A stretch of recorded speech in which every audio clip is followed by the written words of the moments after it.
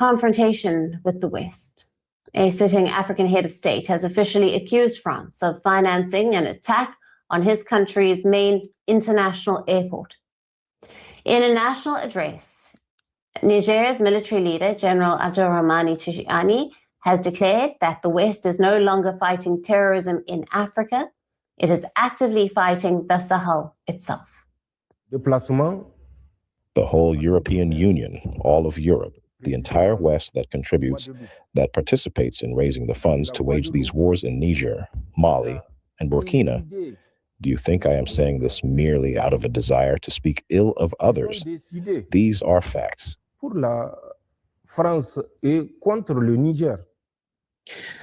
to Tchiani, the June 18th attack on Niamey's Abdourahamane International Airport was not a random act of terror. He alleged that terrorists from the al-Qaeda-affiliated group Janum received explicit orders from French intelligence to burn the international airport to the ground, while simultaneously striking the presidential palace and a national intelligence center. Right, welcome to This Week in Africa. The AES is reclaiming its power. Burkina Faso, Mali, and Niger stand up to the West. We will start with introductions before we get into today's stories. I'll turn it over with my co-host before I introduce myself. Hello, everyone. My name is Gloria Ayo, founder and host at the Diaspora Station and co-host with the Joe Hotagwa on This Week in Africa. Very happy to be back. And I am Joe Hotagwa, founder of Authentic African Media. We help people visit, move, and invest in Africa. And we share the news of the day so you know what's happening on the ground before you do one of those three things. Before we get into today's first story, I just want to kind of give you guys a rundown of what we're covering today.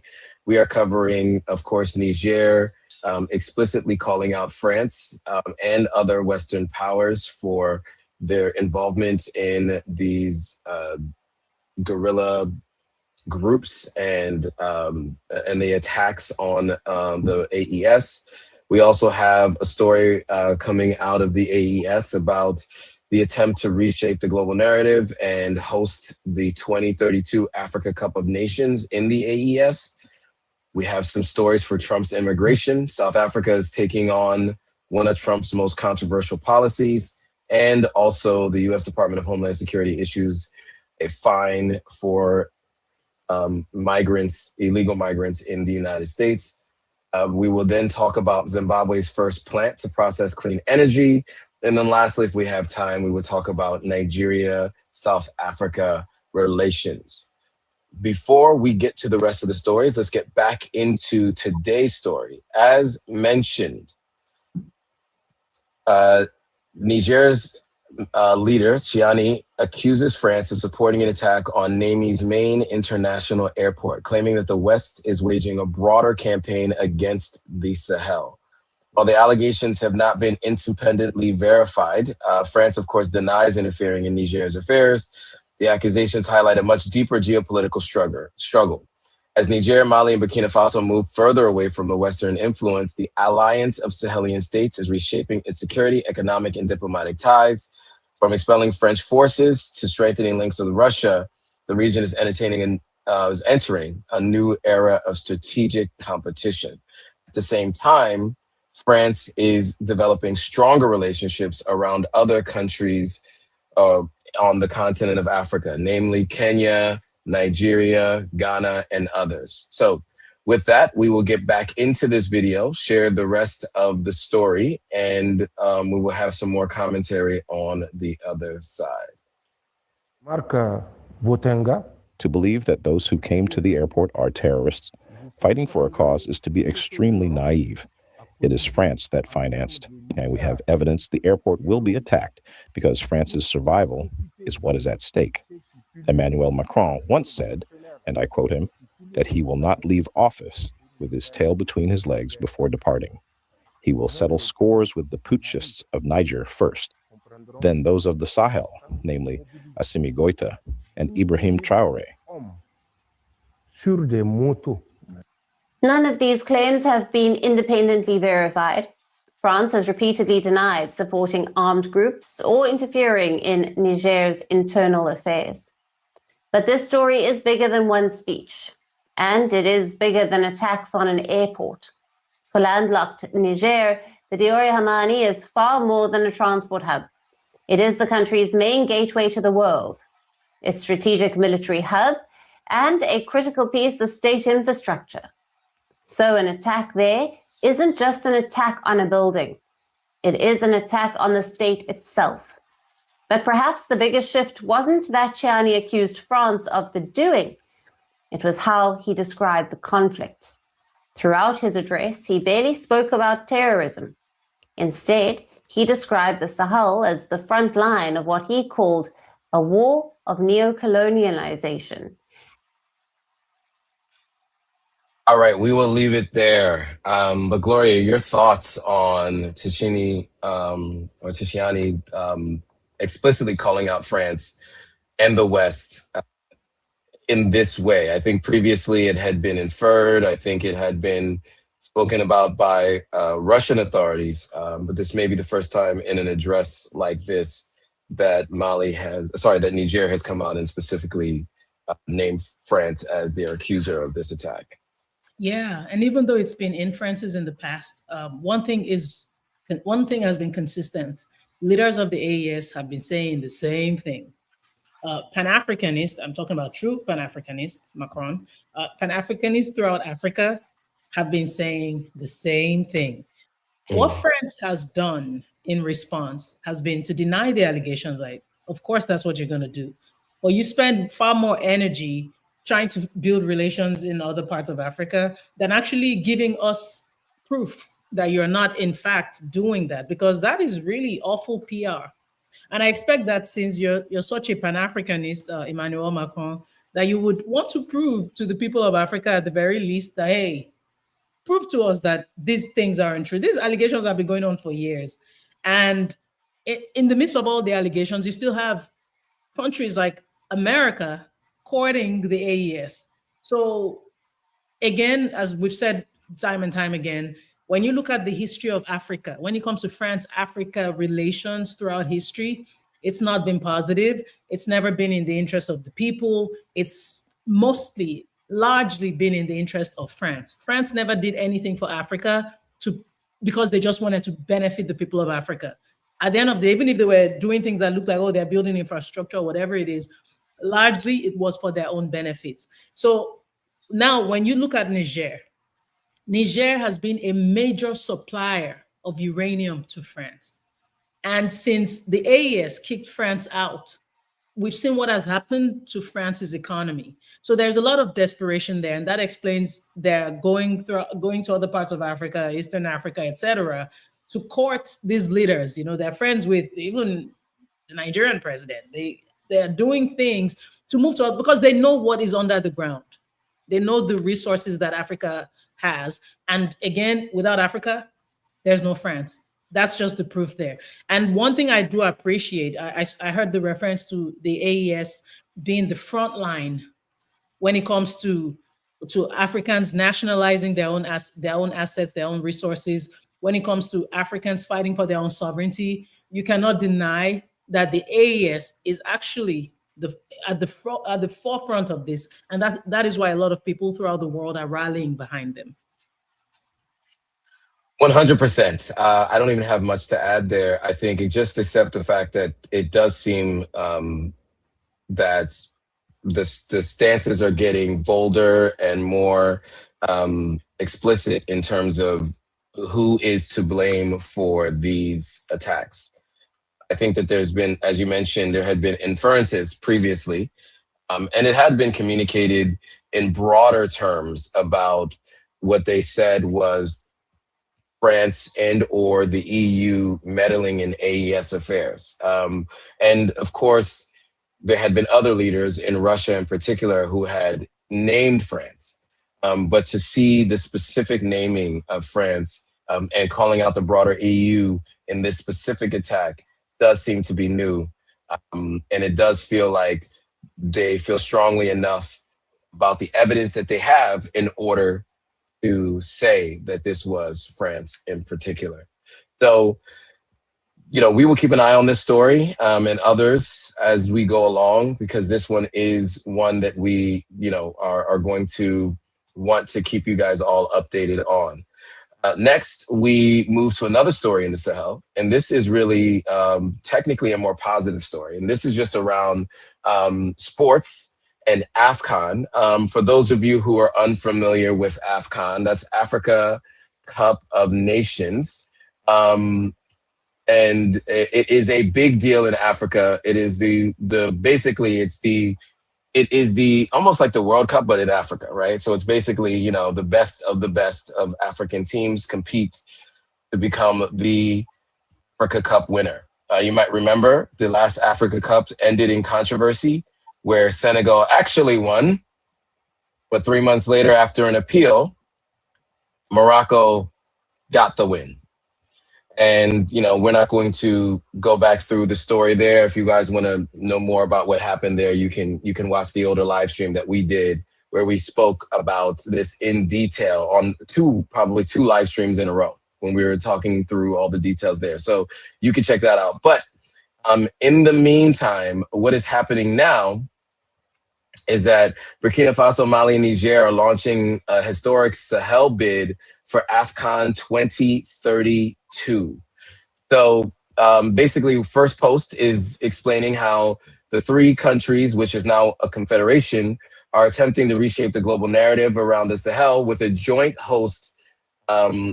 bid to host the Africa Cup of Nations. So after years of being associated with what people were calling coups, we call revolutions. Other people talk about what they're calling terrorism, and some people say regional instability. The three Alliance of Sahelian States members are using football as a tool of diplomacy, unity, and international legitimacy. While CAF has accepted the declaration of interest, the road to hosting AFCON 2032 remains challenging. With infrastructure, finance, and security all under scrutiny, can the Sahel convince Africa that it is ready to stage the continent's biggest football tournament, or will ongoing security concerns stand in their way? So First Post has the reporting on this. We will hear a little bit from them and have some commentary on the other side. For years, the world has seen Sahel as a region defined by coups, terrorism, and international isolation. Now, three military-led governments want it to be known for something else. Not the sound of gunfire, but the roar of Africa's biggest football tournament, the Africa Cup of Nations. The Confederation of African Football, CAF, has accepted the joint declaration of interest from Burkina Faso, Mali, and Niger to bid for AFCON 2032. It is the first major step in what could become the most ambitious regional project the Alliance of Sahel States has attempted since its creation. But CAF's decision does not mean the tournament has been awarded. The three Sahel countries must now compete against other bidders. CAF says the final decision will be based on technical requirements, including infrastructure, finance, and security. Burkina Faso, Niger, and Mali will have as good a chance as everybody else. They are not going to be disadvantaged or prejudiced by the fact that they're military juntas. But you raise a very important point. The questions of safety and security, and those are questions that we will have to address. But there's no decision that has been taken as to where it will go. All right, the video is much longer, but we'll leave it there. Gloria, your thoughts on the AES's bid to host the AFCON, Africa Cup of Nations? Yeah, I love the audacity. Yeah, why not? And obviously, they know a lot of Africans are going to rally around the AES. Why not the AES? AFCON has had questionable outcomes. You know, like the reference you made to the very last AFCON with Senegal winning, and then you know what happened a couple of months later with Morocco being given the trophy, etc. So there have also been questions around, how AFCON has approached certain football teams, certain nations. There are a lot of allegations out there. Even with the World Cup that just got concluded, there are a lot of people who have called out the AFCON leaders and asked them why they've been silent. When it came to certain things that were happening, Africans being banned or being disallowed to attend the World Cup, etc., we didn't hear any of their voices. So the reason the Sahel, and I'm glad that he did point out, Mosepe did point out that they will be given a fair chance. Again, why not? But the reason any country in the Sahel hosting the World Cup, or rather AFCON, is important is the fact that we're also looking for equity, even in sports, right? We saw with the turnout, the way the world received the World Cup, there's a lot of potential in sports. And that is one area that unfortunately hasn't been given the attention it deserves on the continent, not even by AFCON.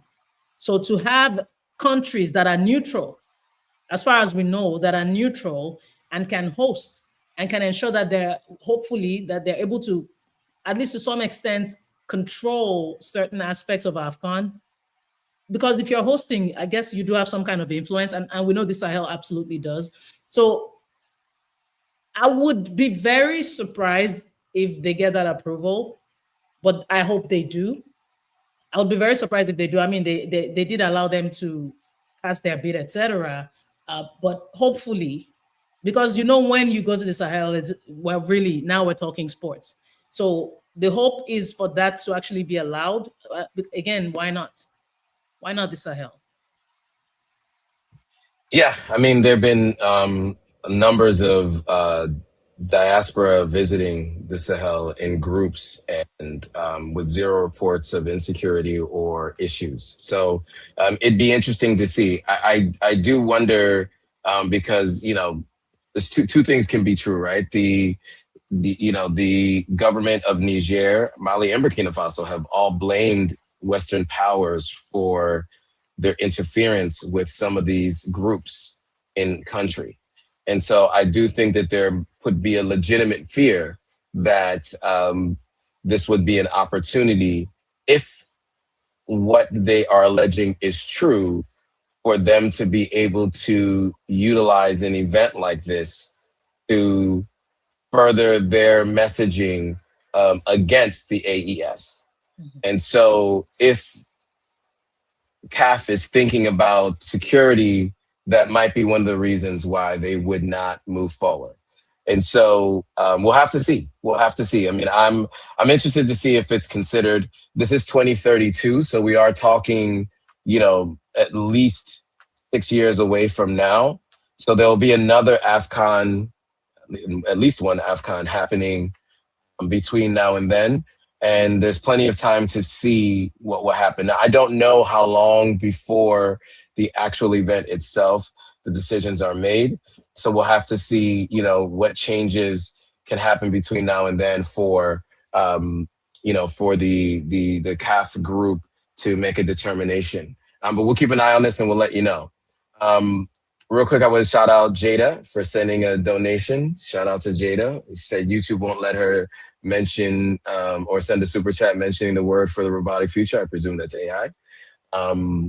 But we appreciate you for supporting the channel. Okay, so let's get into the next story. And so that is with South Africa urging the U.S. government to reverse the U.S. Afrikaner refugee executive order. So some background here coming from First Post reporting. South Africa is taking one of Donald Trump's most controversial policies, the Afrikaner refugee program. Is taking on one of Donald Trump's most controversial policies, the Afrikaner refugee program. So Pretoria has sent veteran diplomat Rolf Meyer to Washington with a difficult mission. And his mission is to convince the Trump administration to cancel the executive order that created a special refugee pathway for specifically white Afrikaners in South Africa. The dispute has reopened a deeper battle over land reform, minority rights, crime, and the future of U.S.-South Africa relations. So we're going to hear from the folks at First Post, and then we will have some commentary on the other side. South Africa is asking Donald Trump for something few world leaders ever do, to cancel his own executive order. The target is the controversial Afrikaner refugee program. But reversing a policy created by Donald Trump may be Pretoria's hardest diplomatic assignment yet. And the outcome could help to shape the future of relations between the two countries. South Africa's new ambassador to the United States, Rolf Meyer, says that he is working to convince President Donald Trump to revoke the executive order. It was signed in February of 2025. The order created a dedicated refugee pathway for Afrikaners after the White House claimed they faced racial persecution in South Africa. Speaking to a South African radio station, Meyer admitted persuading President Trump to reverse the policy would be extremely difficult. We'll leave it there, but I just see the irony in an Afrikaner telling Trump that the Afrikaners are not being genocided because former Afrikaner said they were, in Elon Musk. It's just the irony in all of that. Your thoughts on this mission of South Africa to have the South African Afrikaner quote-unquote refugees returned to South Africa? Yeah, so many ironies. I just never thought that the world would come to a time when you see stories like this where white folks are claiming racial persecution, and people going to Washington to talk to Trump or lobby Trump and his government, or however you want to phrase it, is actually a very interesting thing. Everyone just going to this man. My country did it. The government of Nigeria did it. Just going there, in the interest of image, because they understand the influence that Trump has over opinions, etc. Honestly, Joe, that's all I have to add to the conversation. Obviously, we've talked about this time and time again. We know that there is no such thing happening in South Africa, regardless of how we feel about what's going on over there.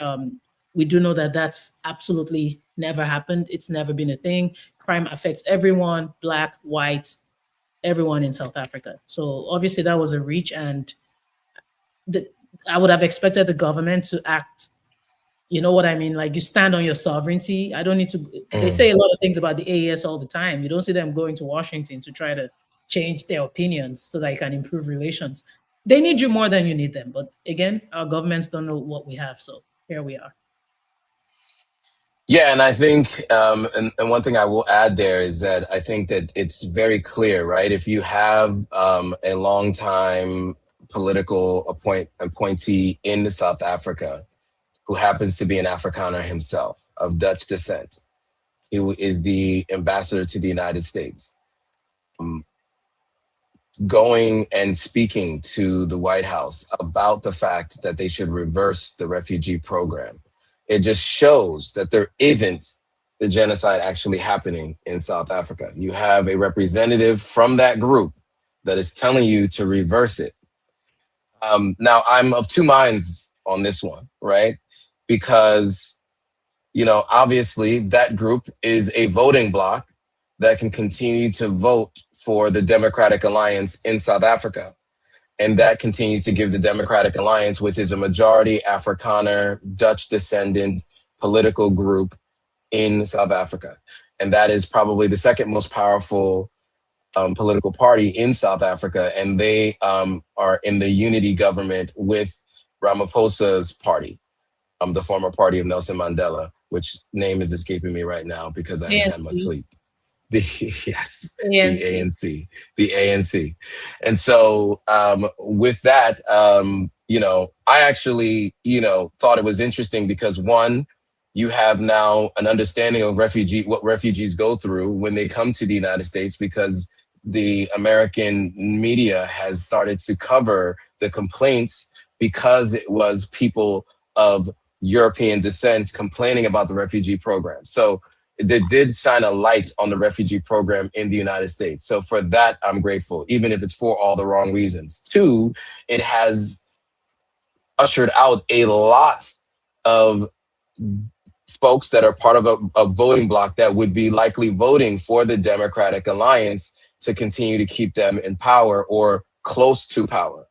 And that's probably why they're sending someone of Afrikaner descent to try to bring them back. Because, the less they have them there, the less people they have to vote, and the further and further they move away from potential power.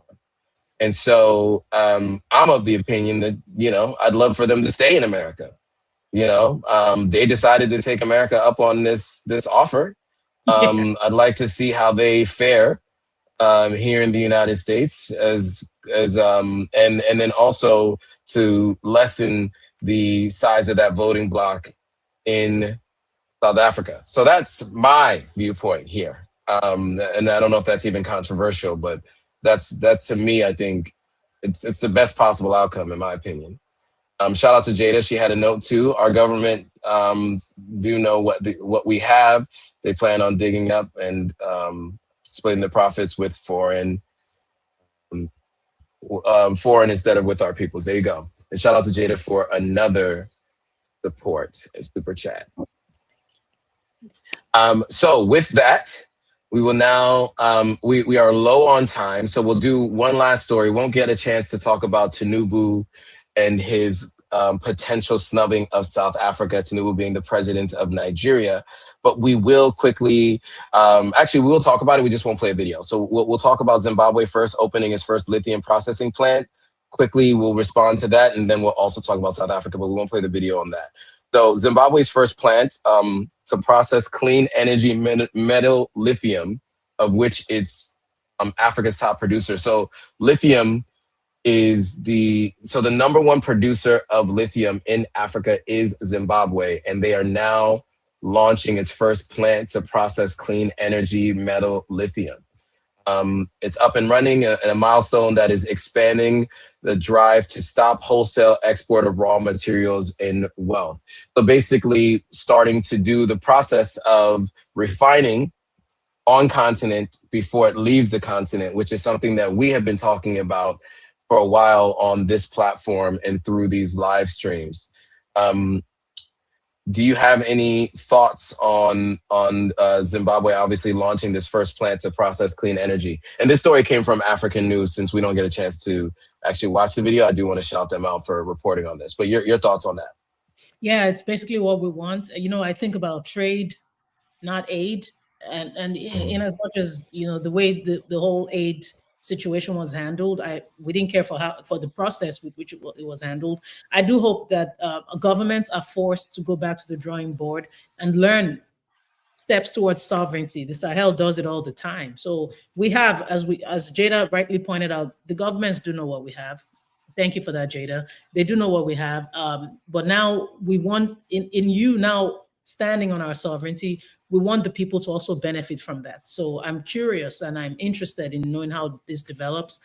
I want to see that reflect in the lives of the Zimbabweans.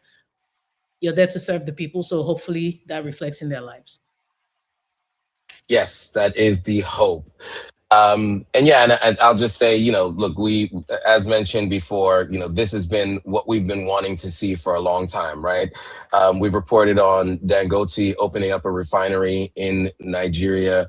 Nigeria also opening a state-sponsored refinery. I mentioned that maybe 2.5 years ago. And so, then there was a conversation about Dangote opening up a refinery in Kenya and working through that process and all the challenges to untangle all the relationships with Europe to be able to begin to export and process it and throughout the continent, throughout the eastern part of the continent. So this is just another example of us moving in the right direction. But to your point, in the right direction in terms of refining our own minerals, hopefully in the right direction in terms of the profits benefiting the people of the country in which the minerals are being pulled from. Okay, last and final story before we go to your country, Nigeria, and 12.5% of mine, I guess. 12.5% of my DNA. A first post actually explains how Nigeria's Tinubu reportedly snubbed South Africa amid the xenophobia Diplomatic tensions across West Africa and Southern Africa reached a boiling point as Nigeria President Bola Tinubu reportedly declined to meet with South Africa's special envoy, Roland Lamola. So, sent by President Cyril Ramaphosa to repair ties, the delegation was instead redirected to Nigeria's Minister of State for Foreign Affairs, Ambassador, Sola. I'll just say his first name. Sola. And so the symbolic snub underscores growing anger in Abuja and Accra over deadly anti-immigrant violence targeting African immigrants in South Africa. Now, I did report on Monday that President of Ghana, John Mahama, did meet with that same envoy in Accra, Ghana, behind closed doors, and urged the United Nations to get involved. But your thoughts on apparently Tinubu deciding not to meet with the envoy, but instead having someone else meet with them? Maybe he was busy, I don't know. But anyway, that could have also been an opportunity. Let's have the conversation. I think it's okay to have the conversation. I don't understand the message that was being sent, but I would have loved to see an opportunity for, let's talk. Like, we've had conversations, but you can never have enough, as this is an ongoing issue. But anyway, yeah, I understand, again, the messaging behind it, but I would have loved the opportunity to see more open conversations around this issue. Yes, I do think, it would have been nice for the head of state to have that conversation. And I know that there had been conversations about the fact that Ramaphosa had attempted to make those meetings happen, and he specifically was snubbed. So he sent someone who reports to him. And so in many cases, that happens with other presidents, right? If you send a special envoy, the special envoy might meet with another grouping, Minister of International Affairs, et cetera, whatever that group might look like. Foreign minister, I guess, is what you usually called. Yeah, I mean, what I saw with Mahama in terms of what he stated his instructions were to that envoy and how he approached it, it would have been nice for that to be reinforced in Ghana as well. But I think that would mean that Ghana and Nigeria would have communicated jointly about how they wanted to approach these conversations with South Africa, which does not seem to have happened. So that's probably more what I would have wanted to see, is a joint effort between these two nations to communicate how they want to communicate with South Africa in solidarity, and then also take that communication to the United Nations for a larger group to weigh in. The United Nations. The African Union. If I said United Nations, I meant the African Union, because that is what the African Union is meant to be there for, not to threaten the AES, which is what has happened in the past. And so those are my thoughts on this particular conversation. I do think at this point it's time to have these conversations, probably not in front of press, definitely behind closed doors, so that there can actually be some progress made. I do think if they do have this meeting in front of the press, it would just lead to more challenges with their own internal public within each country. And so it probably made sense that the way John Mahama did it in Ghana, it seems like a version of that happened in Nigeria. Just interested to hear what that conversation was like, and if they followed in the footsteps of what Mahama did on his trip, on his meeting earlier in the week. All right. We seem to have a few people joining here, and we appreciate you all joining. If you're interested in the stories that you're hearing as you've just joined, go back and watch this from the beginning.